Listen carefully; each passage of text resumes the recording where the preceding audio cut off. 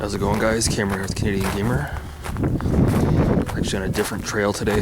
Change things up. Just saw a blue jay a second ago. There's a lot of birds on this trail.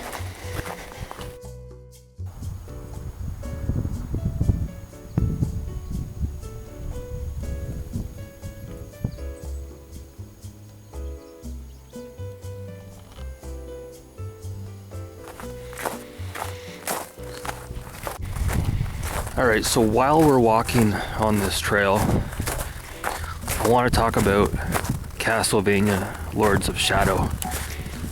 So I finally put it on last night. Now, I'll show you guys at the end of the video, but I hadn't actually tried out my replacement PS3, the slim model that I recently purchased. I've had it for almost a month, and I haven't actually used it until last night.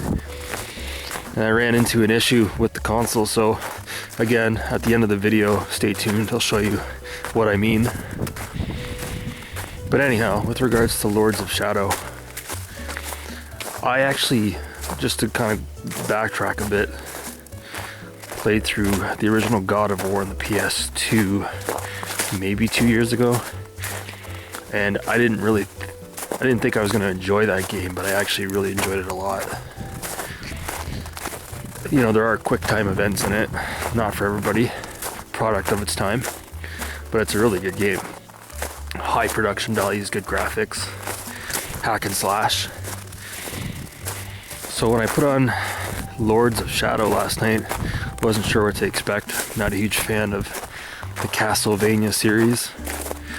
Never really given the series much of a chance, to be honest with you. Still haven't played Symphony of Night. So anyways, I put on Lords of Shadow last night, and man, first things first, the graphics, even by today's standards, at least through my eyes on a 4K TV with the PS3, graphics look really good. Don't care about the story, I don't think it matters that much. You got voice acting by Patrick Stewart, and you've got a couple of other famous voice actors in there as well. One of my favorites, Robert Carlyle, Train Spotting, who's also in The Beach. And yeah, the game's a hack and slash action adventure. Plays exactly like God of War, PS2 era. You've got kind of like not an open world, it's definitely linear, but the way that you move around in the environment, it's exactly like God of War. I have no problem with that whatsoever. Now there are some quick time events in it. Again, doesn't bother me that much. But yeah, so far so good. I'm about 3 hours into it, and I'm really interested. I know it's not really looked as good as the original Lords of Shadow, but the sequel, Lords of Shadow 2, where your character is a vampire, and I think some of the environments take place in the modern day, which kind of turned a lot of people off, but yeah, I'm interested in checking that one out as well, so stay tuned for that.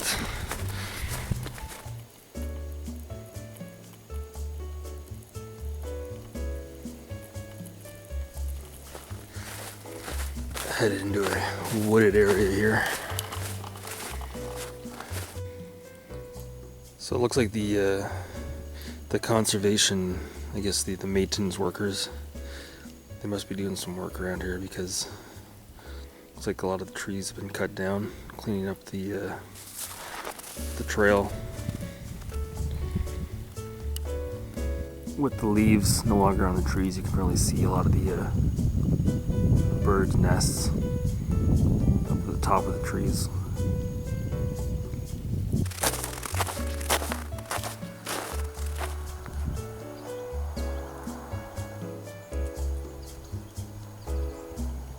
Check out this pond here. Yeah, I ain't fucking walking on there. Alright, let's head on back to the games room, and I'll show you guys what's going on with the PS3.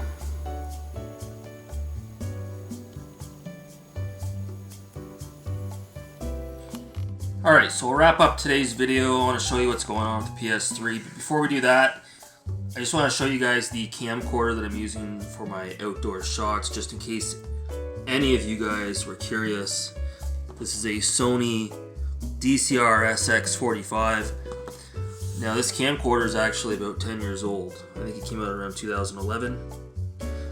There's also a 65 model and an 85. They're all identical. The only difference is the 65 and the 85 has onboard memory capabilities, which is moot point in 2022 because you can just pop in an SD card in here. So it's got a removable battery. It's got an excellent viewfinder. It's got, most importantly, just an incredible 70 times extended zoom. The best zoom I've ever seen on a camcorder. Way better than my $1,300 camcorder I have that I bought recently, the Canon. The only drawback is, obviously, it shoots in 720p, which is not very good, to be honest with you. But, you know, if you're looking to have some fun outdoors with a camcorder that's got a really good zoom, and you want to take advantage of some of the excellent capabilities that this camcorder has to offer. Has a nice leather strap on it as well. I can't recommend this camcorder enough. It even has a front-facing light, so if you're shooting at night, it's got an actual light on the front. So you never see that on camcorders, not even today. You never see that. So this camera, under the right conditions, using it properly, you can actually, you'd be surprised, you can actually get some really good video off of this camera, even though it's only 720p. So like I said, can't recommend this camcorder enough. If you guys want more information on this camcorder, feel free to hit me up and I can help you out with any questions that you may have. Alright, so let me show you guys what's going on with the PS3, or at least what was going on with the PS3. Bought this a couple of weeks ago and I hadn't actually tried it out, to be honest with you. The store I bought it from is a reputable store and I just assumed there was no issues. So I put in Castlevania last night, Lords of Shadow, and the disc drive, it pulled the disc in, no issues, absolutely no issues whatsoever. Then I went to play the game and I noticed the disc wasn't even being read. There was nothing on the PlayStation menu suggesting that the game was in the drive. And then I went to check it. I went to take the disc out and I started pressing this and I was getting the beeping noise and the disc wasn't coming out. I was getting absolutely no response. So I'm like, what the fuck? And then I unplugged it, the console, and I plugged it back in, and then I did a hard reset and I still couldn't get the disc out. So I was like, what the fuck is going on? So I checked online, and I don't know if you guys know about this, but on the PS3 Slim, it's got like a fail-safe. I guess Sony sort of learned their lesson from the fat model, and they just assumed that eventually the disc drive would give out even on this model. So what they've done here, when you flip the console over, there's actually a little tab here. You can pop it open like that.